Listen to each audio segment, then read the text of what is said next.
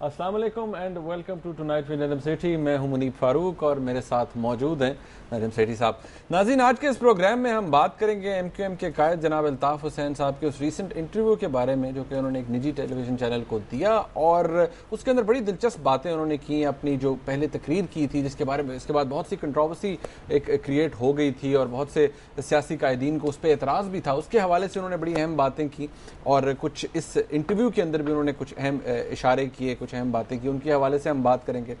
उसके अलावा supreme court of Pakistan ने एक इंटरिम ऑर्डर जारी किया जिसके तहत 32 एडिशनल जजेस जो हैं मुख्तलिफ हाई कोर्ट के, उनको एक्सटेंशन दी गई है। उसकी लीगैलिटी के हवाले से बात की जाएगी और उसके अंदर जो उसका एक सियासी पहलू है वो भी, उसके ऊपर भी हम बात करेंगे कि क्या गवर्नमेंट की तरफ से कोई लफ्ज़ थी कि इनफैक्ट वो जुडिशल कमीशन या पार्लियामेंट्री कमेटी को कॉन्स्टिट्यूट करने में जिसकी वजह से फिर सुप्रीम कोर्ट को एक कदम उठाना पड़ा। उसके बाद हम बात करेंगे क्रिकेट टीम के हवाले से कि कल का प्रोग्राम आपने देखा, हमने कोशिश की कि जो थोड़ी सी फॉरवर्ड लुकिंग अप्रोच रखें और आपको बताएं कि इनफैक्ट स्पॉट फिक्सिंग होती क्या है और अब पाकिस्तानी टीम इस मैच से किस तरह जान छुड़ा सकती है। आज उसकी अपडेट्स के हवाले से हम बात करेंगे और सेठी साहब से पूछेंगे कि अब आने वाले वक्त में क्या हो सकता है, इनके पास बड़ी अहम खबरें भी होती हैं। तो सबसे पहले सेठी साहब अल्ताफ़ भाई के बारे में बात करते हैं। कुछ गुनगुना भी रहे थे तो मैं हाल में सुनते हैं वो क्या गुनगुना रहे थे, बड़े मतलब वैसे तो बड़े सोच ताल में वो गुनगुनाते हैं हमेशा। तो पहले देखते जी अल्ताफ़ भाई क्या कह रहे थे। चुप के रात को छुप छुप के आना याद है, वो तेरा बुरके में आना मुझको अब भी याद है।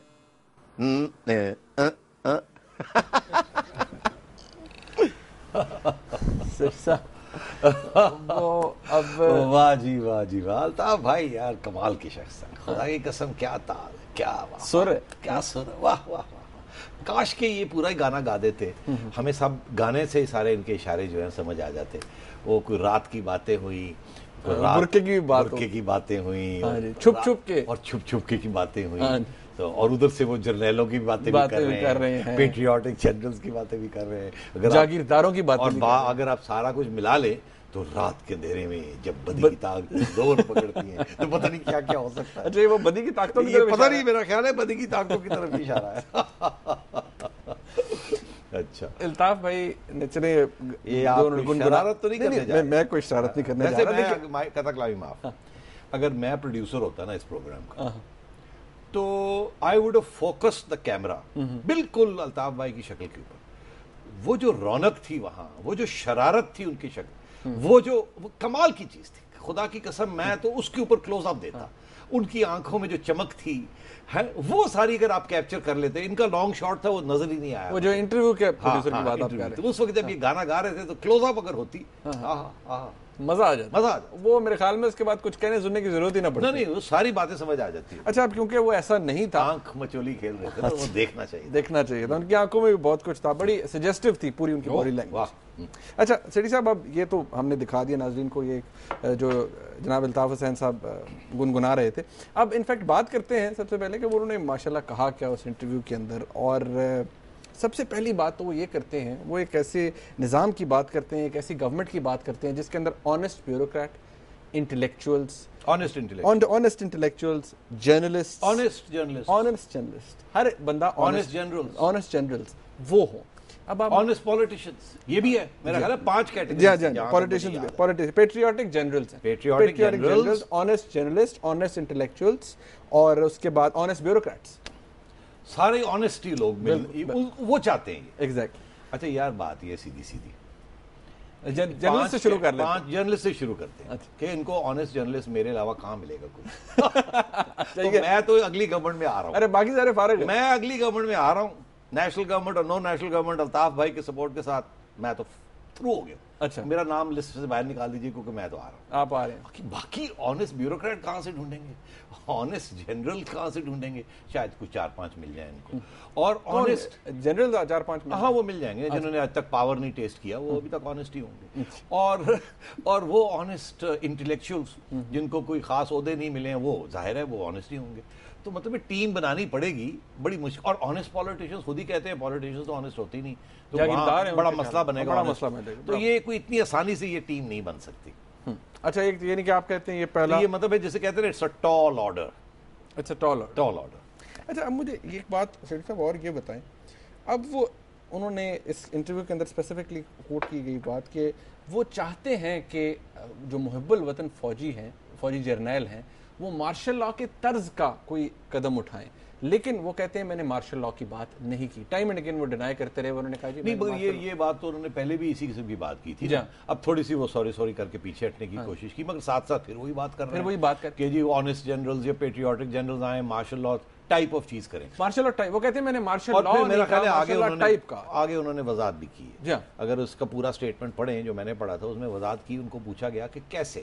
انہوں نے کہا آرٹیکل 190 کے ایگزیکٹلی آرٹیکل 190 اس میں کانسٹیٹیوشن کا آرٹیکل 190 کے تحت اگر سپریم کورٹ ان کے ساتھ مل جائے اور وہ ان کو آرڈر کرے کہ آپ یہ کر دیں, کلینزنگ کریں سسٹم کی, جو بھی اگر سپریم کورٹ آرٹیکل 190 کے تحت آرمی کو کہتا ہے یہ کریں, تو پھر آرمی کو کرنا چاہیے, یہ وہ اشارہ کر رہے ہیں. اور اس کے تحت وہ کانسٹیٹیوشن ہوگا کیونکہ سپریم کورٹ نے ان کو کہا ہوگا کہ آپ. لیکن دلچسپ بات یہاں پر یہ ہے, وہ یہ کہہ رہے ہیں کہ اس گورنمنٹ کی موجودگی میں بھی یہ بڑی مزدار بات ہے. مطلب یہ کیسے یہ گورنمنٹ بھی رہے گی اور آرٹیکل 190 کا استعمال بھی ہوگا, اور یہ گورنمنٹ کے اوپر فوج آ کے یہاں بندوق بھی رکھے گی, اور پیچھے ایک آرٹیکل 190 کے اوپر وہ کھڑے ہوں گے, اور حکومت بھی رہے گی, اور تبدیلی بھی ہو جائے گی, اور پھر وہ انقلاب کی بات بھی کرتے ہیں. ایگزیکٹلی فرینچ ریولوشن کی بات کرتے ہیں. وہاں سے مجھے یاد آیا کہ فرینچ ریولوشن, پتہ نہیں کتنے لوگوں کو پتا ہے کہ فرینچ ریولوشن میں کیا ہوا, کہاں سے آئے, اور فرینچ ریولوشن اور چائنیز ریولوشن میں کیا فرق ہے. آپ ہی کہنے الطاف بھائی کو نہیں پتا. اور فرینچ ریولوشن اور بولشوک ریولوشن میں کیا فرق ہے, اور فرینچ ریولوشن, بولشوک ریولوشن اور چائنیز ریولوشن تین ایک الگ الگ چیزیں ہیں, اور اس ایرانین ریولوشن میں کیا فرق ہے. اور الطاف بھائی نے فرینچ ریولوشن کا حوالہ دیا. جی تو ظاہر ہے کہ اس میں کوئی اسپیشل چیز ہوگی. میرا خیال ہے وہ یہی ہو سکتی ہے کہ فرینچ ریولوشن نے secular society, exactly secular society, Islamic society کی بات, کرسچن سوسائٹی نہیں تھی, سیکولر اسٹیٹ بنائی تھی. یہ اس کا پلر تھا فرینچ ریولوشن کا. تو وہ میرا خیال حال ہی میں سپریم کورٹ چیف جسٹس صاحب نے کچھ بات کی تھی کہ اگر کانسٹیٹیوشن کو سیکولر کرنے کی کسی نے کوشش کی تو وہ basic structure of the constitution change ہو جائے گا. تو اس کا مطلب ہے کہ وہ جو انقلاب آئے گا فرینچ ریولوشن ٹائپ, وہ اگر سیکولر اسٹیٹ بنائے گا تو چیف جسٹس صاحب تو پڑ جائیں گے ان کو, تو پھر وہ آرٹیکل 190 کیسے استعمال کریں گے. مطلب یہ آپ یہ کانٹرڈکٹری, یہ چل نہیں, مزہ نہیں. مطلب یہ ہے کہ یہ باتیں فرینچ ریولوشن, یہ دھمکیاں ہیں کہ انقلاب آ جائے گا, خون خرابہ ہوگا, آپ سیدھے ہو جائیں, نہیں تو یہ ہو جائے گا, نہیں تو وہ ہو جائے گا. اچھا سیٹھی صاحب اس کے اندر ایک اور چیز, اب وہ اس انٹرویو کے اندر انہوں نے بنگلہ دیش والے ماڈل کی بات کی. یہ بات پہلے بھی ہوتی رہی, آپ کو بار بار لوگ کیا کہا انہوں نے کہا جی کہ بنگلہ دیش ماڈل کو بھی فالو کیا جا سکتا ہے ود مائنر امینڈمنٹس. مطلب یہ ہے کہ وہ فیل ہو چکا تھا ماڈل, ہاں جی, اور اس کو تھوڑی سی امینڈ کر کے یہاں پر بھی ٹھیک کر لیا. لیکن بنگلہ دیش ماڈل سیٹھی صاحب بتا دیجیے نا لوگوں کو کہ وہ فیل. بنگلہ دیش ماڈل میں یہی تھا کہ وہ دونوں کو نکال دیا تھا جو سیاستدان تھے, خالدہ ضیاء اور شیخ حسینہ واجد, اور سپریم کورٹ نے اجازت دے دی تھی کہ ایک نیشنل گورنمنٹ یا نیوٹرل گورنمنٹ بن جائے کیئر ٹیکر قسم کی, اور الیکشنز ملتوی ہو جائیں, اور فوج کو ساتھ ملا لیا تھا. مگر وہ فیل ہو گیا تھا, فوج چلا نہیں سکی تھی, اور ججز بھی سویپ ہوئے ہو گئے, اور وہ بھی ہو گئے. اور آج آپ دیکھیں کہ وہی پولیٹیشینز بیک ان پاور ہیں, کیونکہ عوام ان کے ساتھ تھی پولیٹیشینز کی, اور نہ سپریم کورٹ کے ساتھ تھی اور نہ فوج کے ساتھ تھی. اور وہ پولیٹیشینز واپس آ گئے, انہوں نے آ کے پھر کانسٹیٹیوشن کو ایمینڈ کر دیے. آپ کو شاید پتہ نہیں ہے یا پتہ ہے, عوام کو پتہ ہے یا نہیں پتہ, عوام کو بتاتے ہیں کہ انہوں نے اب بنگلہ دیشی کانسٹیٹیوشن جو اسلامک کانسٹیٹیوشن کی وہ بدل دیے اور اس کو سیکولر کانسٹیٹیوشن بنا دیے. تو all together there is a big difference. تو الٹا ہی ہو گیا سارا جو وہ کرنے جا رہے تھے. تو یہاں بھی اگر یہی کریں گے تو پھر فرینچ ریولوشن آ جائے گی اور سیکولر اسٹیٹ بن جائے گی. اچھا سیٹھی صاحب اب یہاں پر ایک بریک لیتے ہیں. بہت سے لوگ اعتراض کرتے تھے آپ بریک کیوں لے لیتے ہیں, کہ مجبوری ہوتی تھی, بریک بھی ہمیں لینی پڑتی ہے, پیسے کمانے ہیں, پیسے کمانے ہوتے ہیں, مجبوری ہے ہماری. لیکن ناظرین جب بریک سے واپس آئیں گے تو جناب الطاف حسین صاحب نے اور بھی جو کچھ فرمایا ہے اس انٹرویو کے اندر, بڑے امپورٹنٹ پوائنٹس ہے, اس کے حوالے سے بات کریں گے. ہم ہمارے ساتھ رہیے گا.